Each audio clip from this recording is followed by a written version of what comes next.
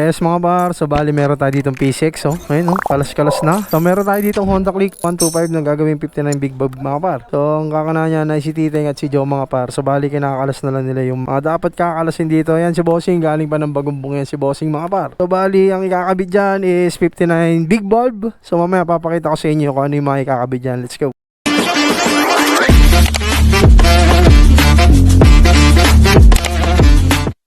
So mga par, bali inahasan na ni Titeng yung head na ataka. So bali 24-29 to mga par. Tapos kinada na throttle body. Tapos pitch bike na block 59. Tapos cam. Tapos oil spring. Tapos injector. Adjustable na cam gear mga par. Tapos syempre mga par is inahasan na yan ni Titeng mga par. So lapit na mabuo tong Honda Click na 125 na gagawin 59 big bulb mga par. Let's go. May konting hairline yung block ni Bossing mga par. Ayan, oh.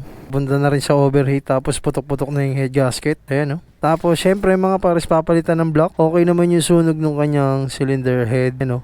Ang odo nito is 16K odo mga par. Bata pa. So pinakargahan na ni Bossing. Tapos syempre is lilinisan na lang tong makina. Tapos isasalpak na lang. So salpakan lang naman. Tapos itong rocker arm kukunin na lang to. Tapos sililipat doon sa ataka head mga par. Tapos syempre ayan, lilinisan na lang. Papalitan ng mga dapat papalitan dito mga par. Let's go. Yes mga par. So bali ito na yung makina ng Honda Click. Ayan. So bali ididegree na lang yan ni Boss Miko mga par. So ang kinabit dito na block is steel bore na pitch bike. Tapos 24-29 na ataka. Tapos syempre mga par is ang pinalitan dito sa internal set is valve spring, tapos cam gear adjustable mga par. Tapos syempre head gasket yan. Bago yan mga par. Yan, sa bali malapit na mabuto. Tapos syempre mga par is i-degree na lang ni Boss Miko mga par. Let's go. Mga par, bali yan. Kung maririnig nyo is sumaandar na yung Honda Click na ginawang 59 big bulb. So ang kinabit na block dyan is pitch bike. Tapos yung internal set is nalitan din natin mga par. So ang kinabit na head dyan is 24-29 na ataka. Tapos syempre kasama sa package yung throttle body, injector, tapos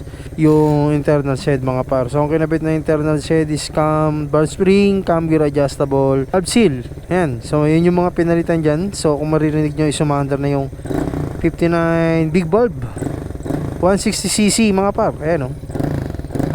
So yung pipe ni Bossing is KOU. Ayan mga par. So ang odo nito is 16K. Tama ba?